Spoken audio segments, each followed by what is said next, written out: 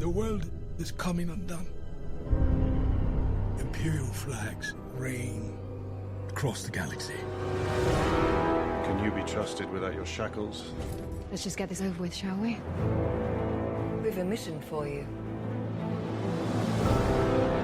A major weapons test is imminent. We need to know how to destroy it. There isn't much time. Every day they grow stronger.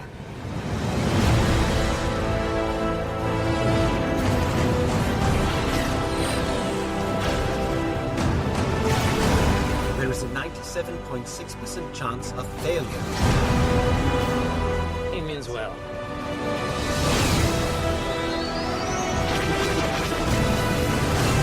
This is our chance to make a real difference.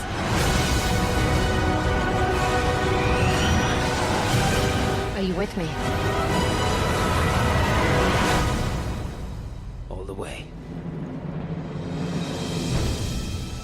My Nerd World.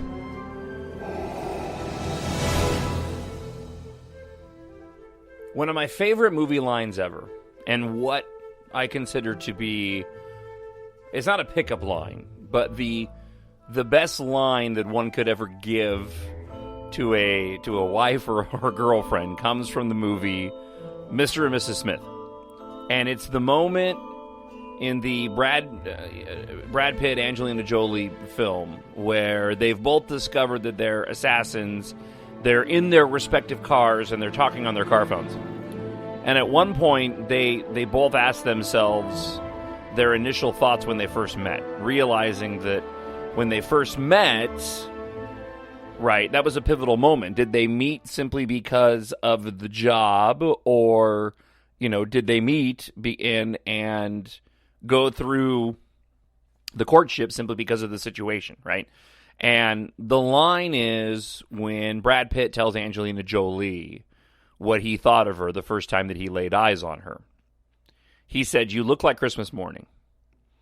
And I just thought, every time I've watched the film, the first time I saw the movie, I was like, wow, what an incredibly, the most endearing way a guy could ever go and comment on his feelings to his girlfriend or wife or just to a woman, to say that you looked like Christmas morning. I mean, what is better than Christmas morning? I mean, there's nothing better than Christmas morning.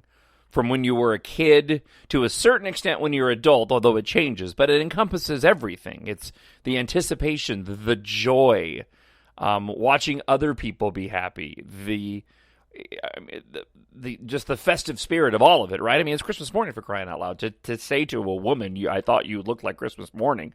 I mean, that's like the most amazing thing you could ever say to a woman, right? It is a Star Wars podcast. I am your host, John Justice. It is episode 69, and I'm getting to my point. We are going to talk about Rogue One before I get to my point. Lots to talk about with Rogue One. First reactions from the Hollywood premiere that took place on Saturday, and how it relates to last week's podcast in what they were able to accomplish with this film. And I was excited before. I'm more excited now. We have an email to share with you as well. We're going to talk a little bit about what this means for the future of Star Wars. It's going to be successful. I think there is absolutely no doubt about that now. But because of that, it opens up a whole host of other questions. If there's time, we'll get into a little bit of theorizing about Rey again. I came across the theory last week, although it's been blown up now, and I think I may have mentioned it in the last week's podcast, but I'm not sure. So we do have a lot to get to on the podcast today, but I want to start here, and I want to start here for a very, very specific reason. She looked like Christmas morning, right? Okay, because there's nothing better than Christmas morning. And I mean, it's the best day. For me, it is. It's the best day of the year. I mean, even when I got older, Star Wars is Christmas for us adults that grew up with the franchise. Somebody made a passing comment on a podcast today, and it was kind of it was in relation to that. They were basically saying, well, coming up on Thursday, this is going to be, sort of my Christmas, and certainly was last year with The Force Awakens, right? but to a certain extent, it kind of is. You know, when you get older, and certainly when you have children, Christmas doesn't carry the same type of feelings and emotions that it did when we were kids. Star Wars allows us to tap into that specifically, and not even during the holiday season. Star Wars is, I mean, I guess if somebody were to ask me, how would you describe your love of Star Wars? And I would just say, it's Christmas. It's Christmas morning. It taps into that, it taps into that thing, right? Into that fun gland of when we were kids because we grew up with it. The anticipation, the excitement surrounding it, right? All the different aspects of it, the music. I mean, it's just the only thing that I can relate my fandom to would be Christmas.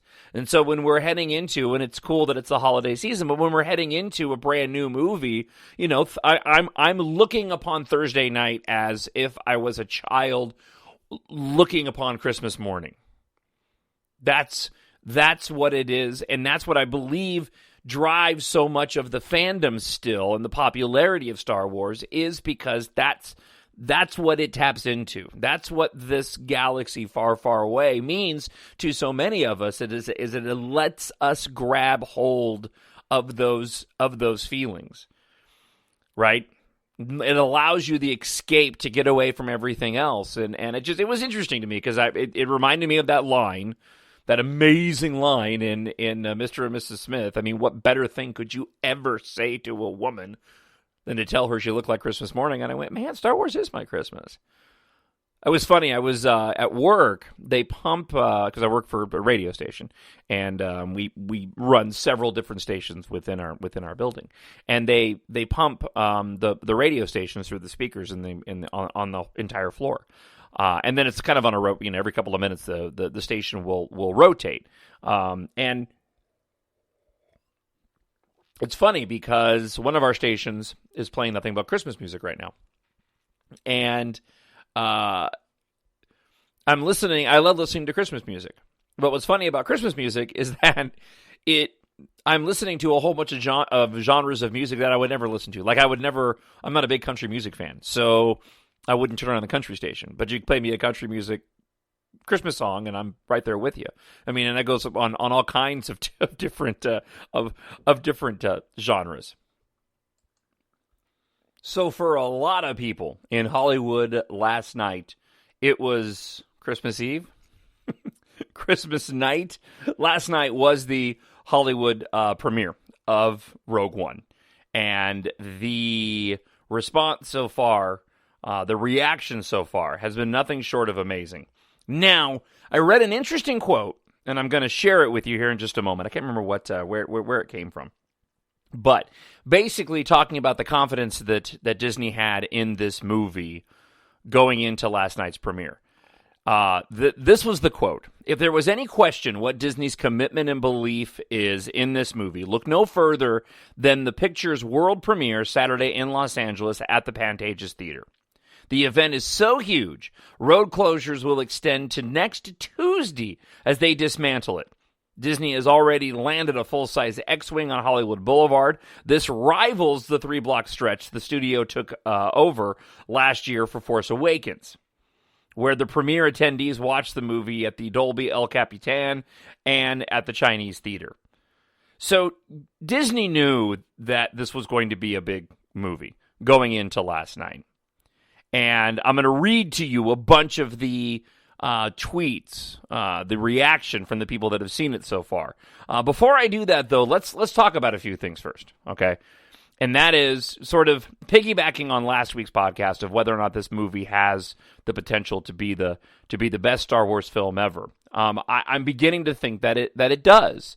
But I'm also beginning to realize that we're going to be looking at these Star Wars films on different levels now. And this movie is going to basically set the bar as it relates to all of the spin-off films moving forward. Prior to Rogue One, we only had the saga films to look at. And so you were basing, your ranking of them based off of the saga of the story. Well, in Rogue One, it kind of has the luxury. because it has the potential to, again, and it's going to set the standard as it relates to spin-off films not directly connected to the saga. And listen, because of that, the story elements here matter, because, you know, in the original trilogy, those story elements of the original, not in the original trilogy, excuse me, in the saga movies, in all 7 of the saga films, the story matters a lot. I mean, I think it's a big reason why Empire Strikes Back is such a good film, and largely considered the favorite by so many people. It is because of the film itself, but it's largely due to the story and the character development. It's largely due to the fact of what it does in taking us further down the road of Star Wars lore. This is what Episode 8 has to do. You know, The Force Awakens set the stage, reset the saga, gave us a new cast of characters. We said goodbye to a few of the original trilogy characters, but we're now on this new journey with these new characters and this new storyline.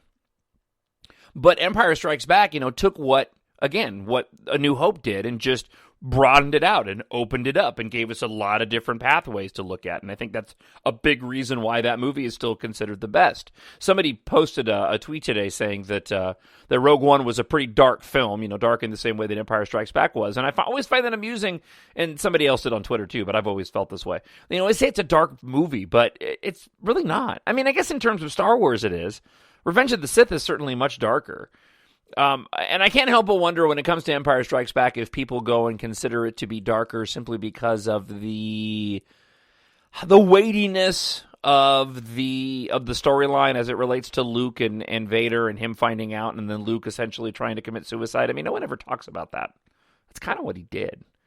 Luke didn't know there was a shaft that he was going to fall into. He basically kind of gave up and said, I'm going to kill myself, right?